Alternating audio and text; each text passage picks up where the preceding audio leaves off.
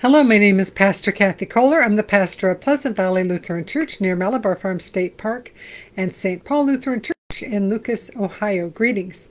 We're reading through the Bible with commentary, and we are in the book of Psalms. And I'm hoping to do 3 Psalms tonight, which doesn't sound like very many, except the third one is not short, but it's also not huge, and the first 2 by themselves are just not quite enough. So let's see how we do. Psalm 76 is where we're up to, and the subheading in the original Hebrew was, "To the leader with stringed instruments, a psalm of Asaph, a song." So, as we've said before, the translators put in all kinds of subheadings. I have not been reading those because they are not in the original Hebrew. But when they get translated to English, they like to put little subheadings and help kind of divide up the text, and that makes it a lot easier to find something when you're leafing through and you're trying to find a particular passage. Those subheadings can be very helpful.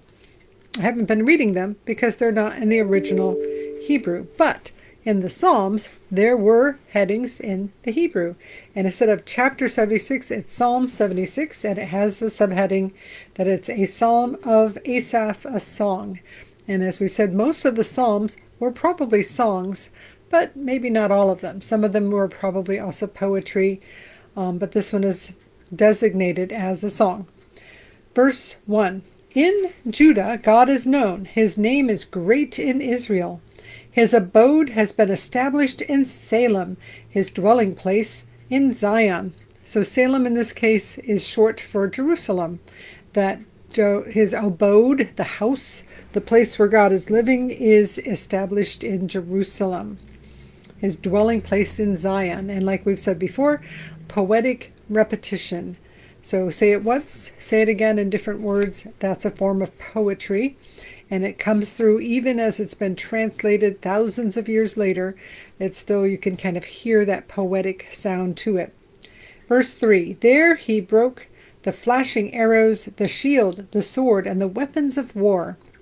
So God broke all the war down.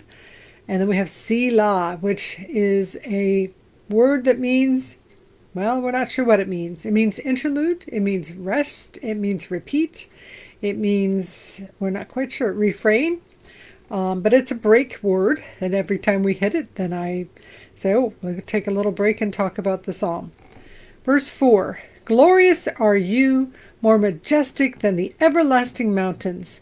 So we're talking to God, not you personally, that God is more majestic than mountains. Verse 5, "The stout-hearted were stripped of their spoil. They sank into sleep.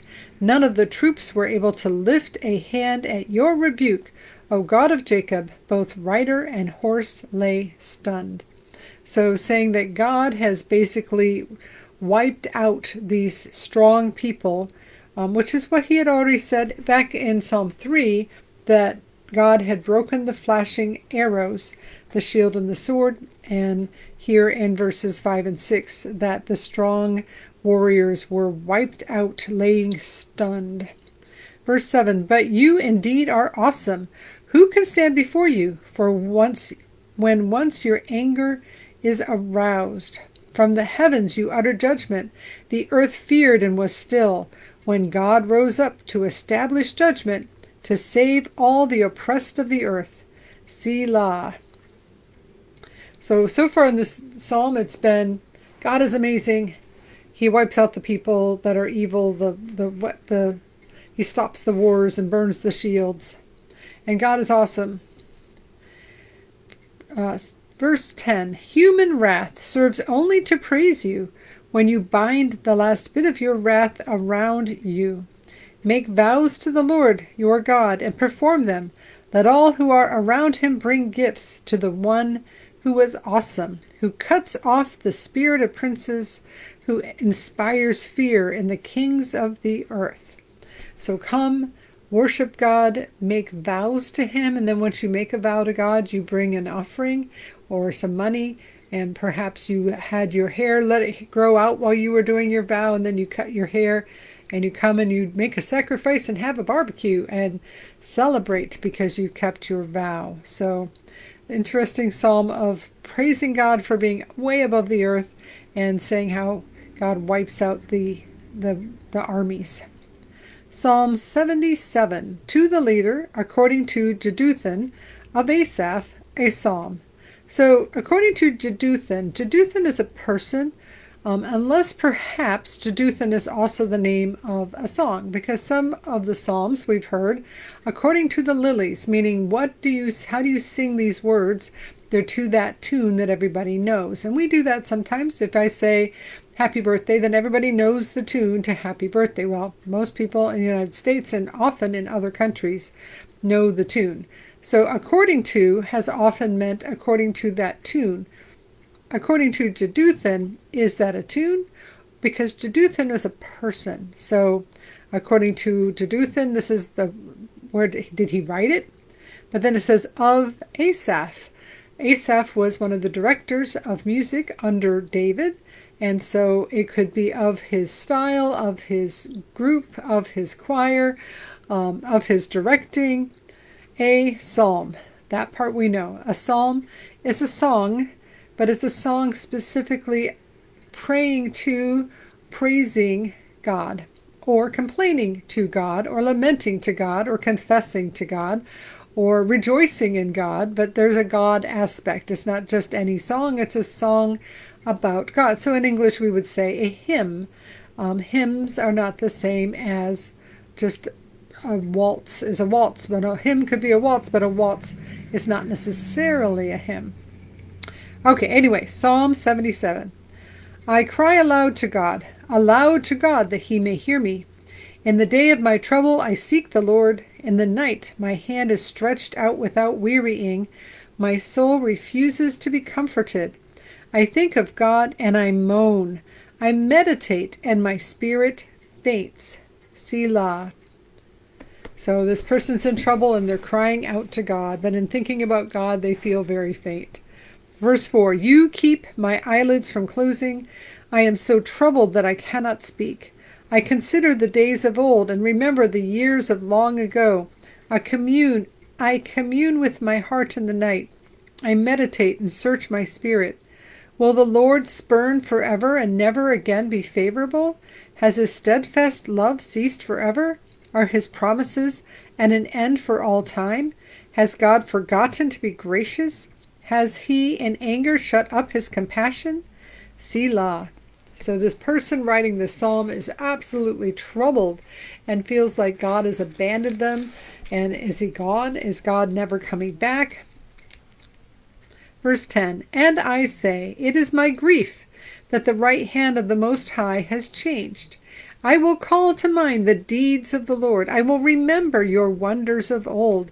I will meditate on all your work and muse on your mighty deeds. So when you feel like you've been abandoned, at least according to this psalm, when you feel like there's no hope and God is nowhere to be found and everything's really awful, what should you do? Well, the psalmist is going to call to mind the deeds of the Lord and meditate on God's work. Verse 13, your way, O God, is holy.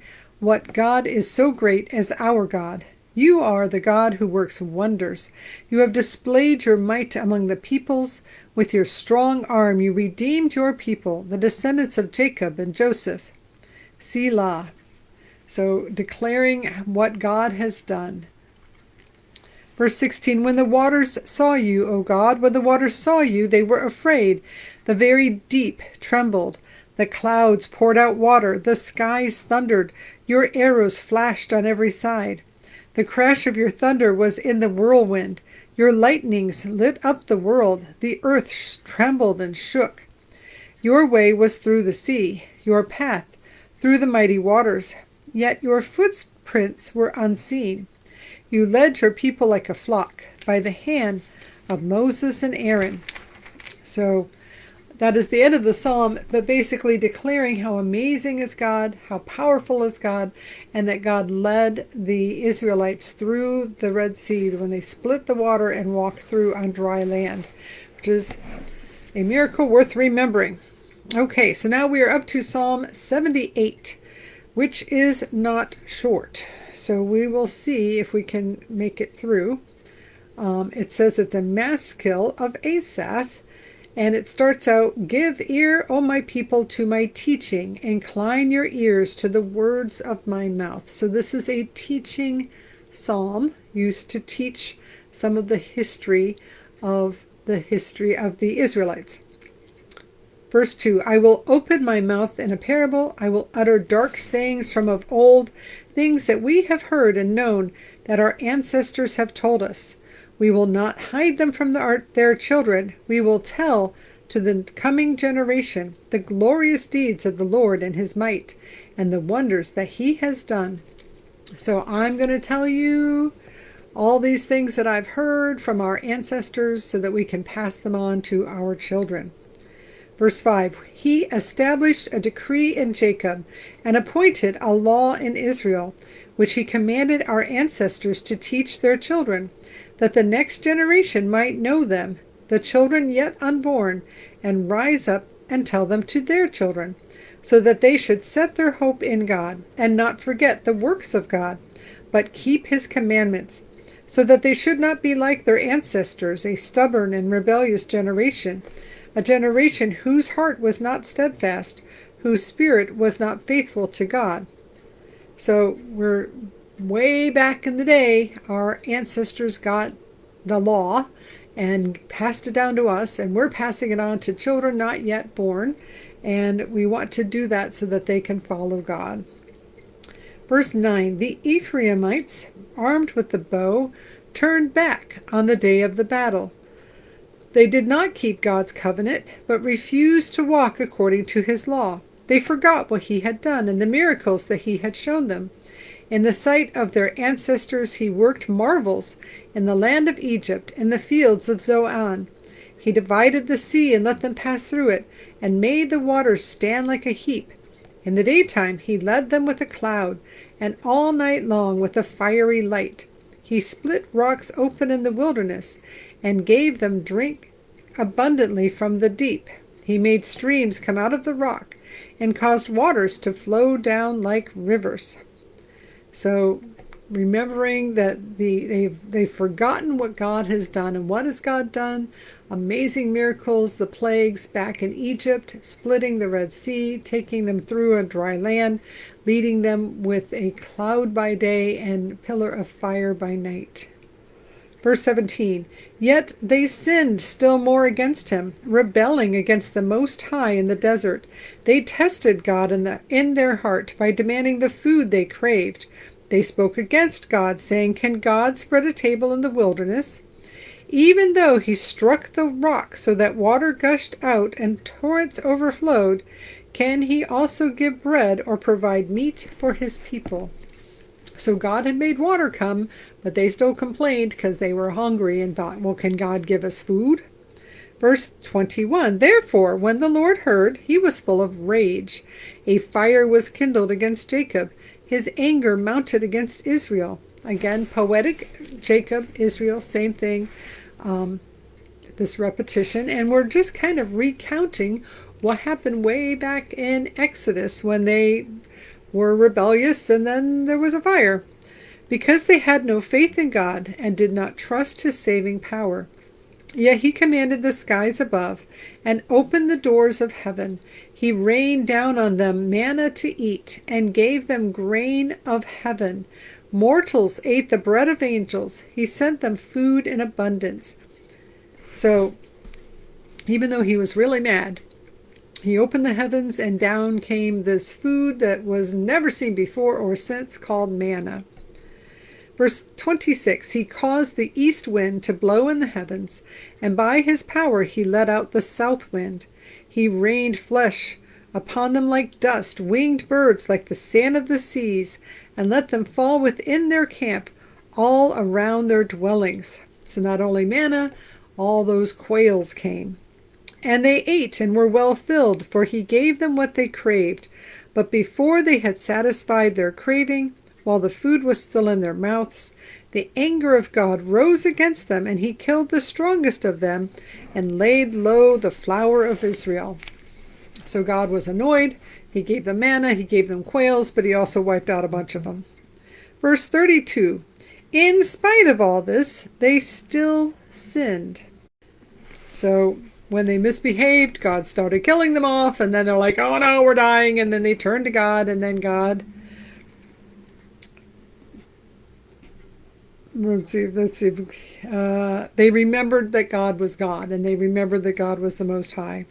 Verse 36, but they flattered him with their mouths, they lied to him with their tongues. Their heart was not steadfast toward him, they were not true to his covenant. Yet he, being compassionate, forgave their iniquity, and did not destroy them. Often he restrained his anger, and did not stir up all his wrath. He remembered that they were but flesh, a wind that passes and does not come again.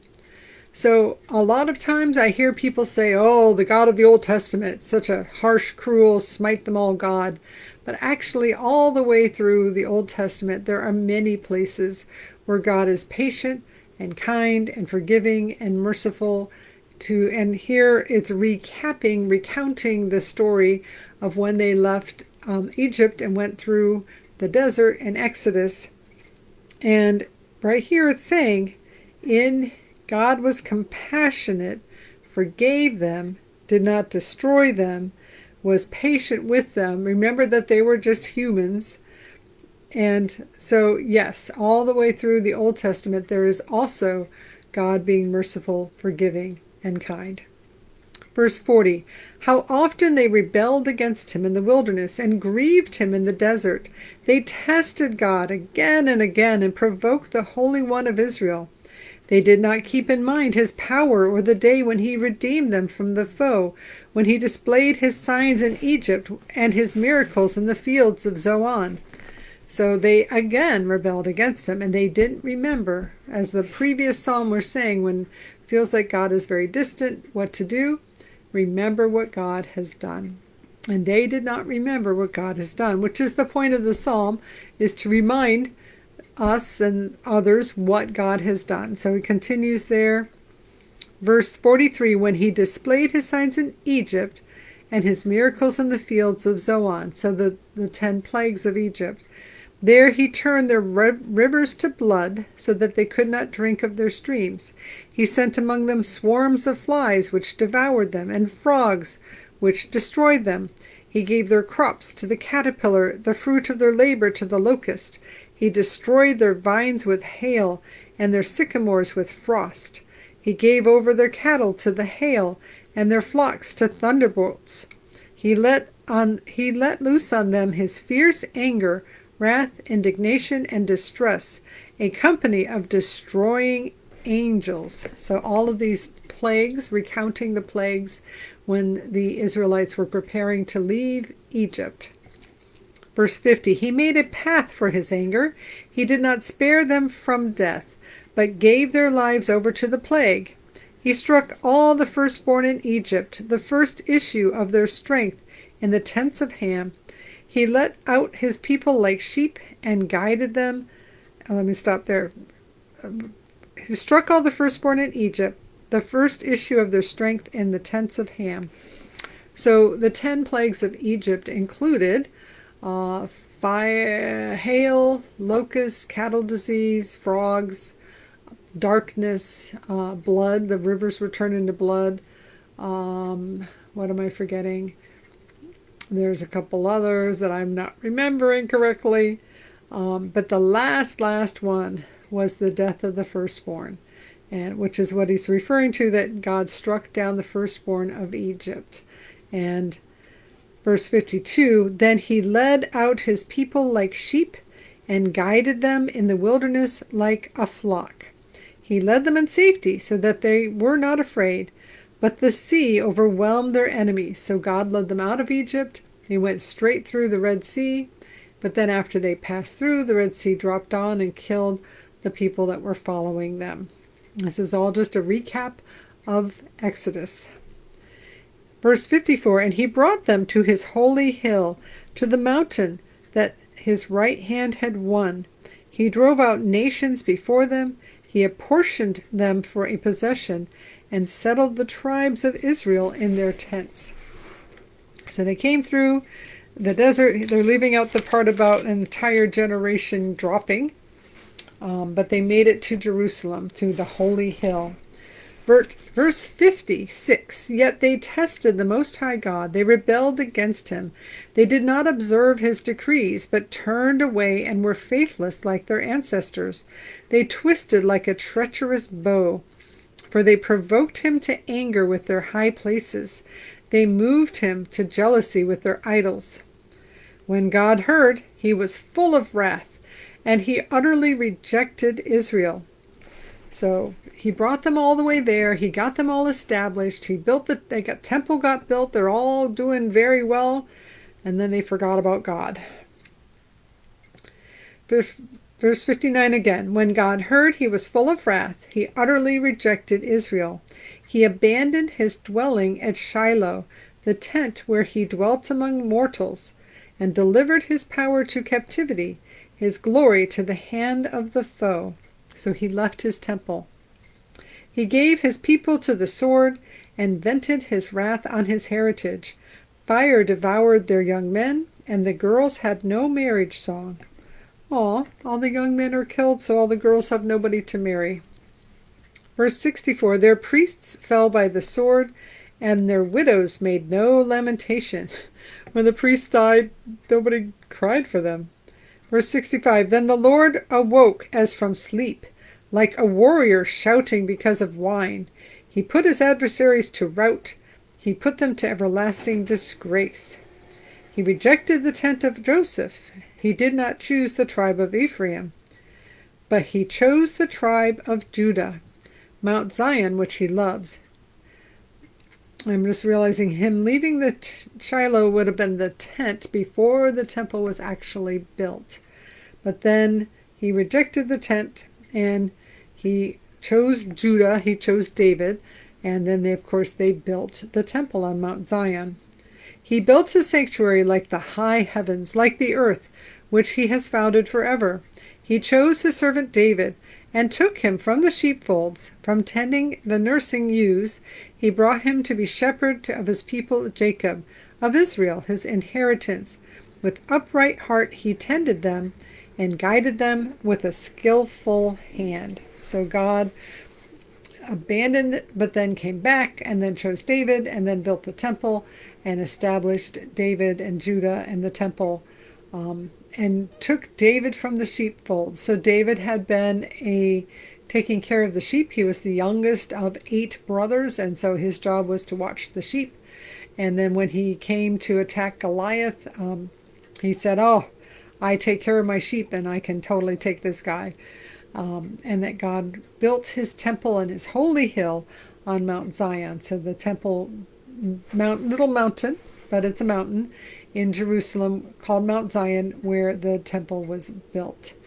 So perhaps that's a bit much for today, but it definitely retells the story about the Israelites leaving Egypt after all the plagues, going through the Red Sea, across the desert, established in Israel, and then they built the temple.